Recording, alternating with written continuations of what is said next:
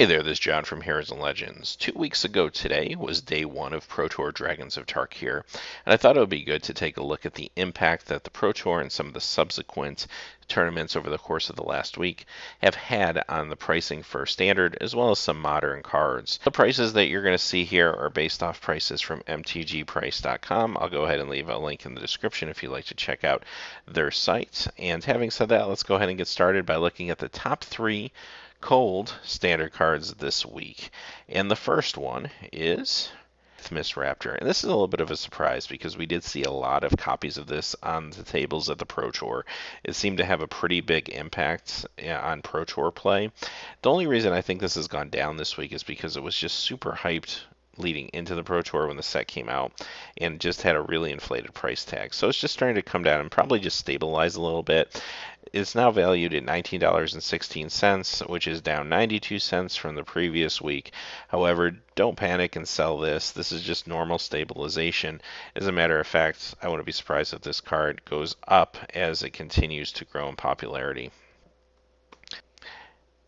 And our second coldest card of the week in Standard is Bramaz, King of Oreskos. This one makes a little more sense. It's one of the Theros cards that is close to $20. Right now it's valued at $19.67. It lost $1.16 this week. But whenever you have a $20 card that's about to go out of Standard, keep an eye on it because it's probably going to dip. Now I will say don't panic about Bramaz. I think there's some playability for him in Modern, which is going to allow him to keep his price at least from totally bottoming out, but expect to see this card to continue to go down over the coming weeks before it stabilizes. And our coldest card of Standard this week was Narset Transcendent. Now Narset is still worth $32.16, but she did have a loss of $3.56 this week. I think this is mostly because of super amount of hype coming out of the set. This card was at one point just being pre-sold for $50, $60 at some places, and the card just isn't. I don't know if any standard card would be able to maintain that kind of price. It's just as more packs open, that price is going to start going down. So I think that's what we're seeing here. The fact that she didn't play as large of a role in the Pro Tour as maybe some people thought she would, although she did make her way into some controlled decks, is another reason why this has probably taken such a large loss. As long as you didn't spend $50, $60 on these cards during the pre-sales, you're probably still okay. It will more than likely continue to go down and stabilize. My guess will be it will stabilize somewhere in the $20, $25 range. Now, having said that, let's move on to our three hottest cards this week in Standard. And number three is Haven of the Spirit Dragon. This one was a little bit of a surprise that it got quite a bit of play at the Pro Tour, and it totally makes sense. If you want to be able to splash an extra color to get some of these Dragon Lords out that we saw that were being used in some of the big decks in the Pro Tour, then this is the perfect card for you. It's now a $4.62 card, but it had an increase of 63 cents this week. Next card is Dragonlord Kolaghan, and here's another one that's still quite affordable at $6.10, but it did see an 86-cent increase in the past week. Part of the reason this is going up as quickly as it is, I think, is just because it was valued so low to begin with, which kind of surprised me because I do feel like there's definitely a lot of constructive possibilities for this card.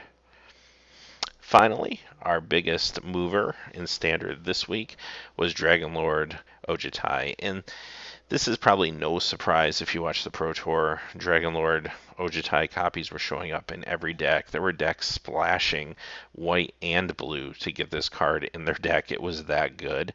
So you see now the price is $23.99. That's an increase of $3.63 this week. Expect this to maybe go a little higher, but I do feel like it will eventually stabilize as the metagame starts to evolve and maybe plan for ways to stop this card. So still going to be a valuable card. It's an amazing card, and it did some great things in the Pro Tour. So having said that, let's move on to Modern, and let's look at our top three cold Modern cards this week. Number three is the Modern Masters version of Tarmogoyf. And hey, don't worry, the world's not ending. It's still worth $194.39, but it did lose $4.20.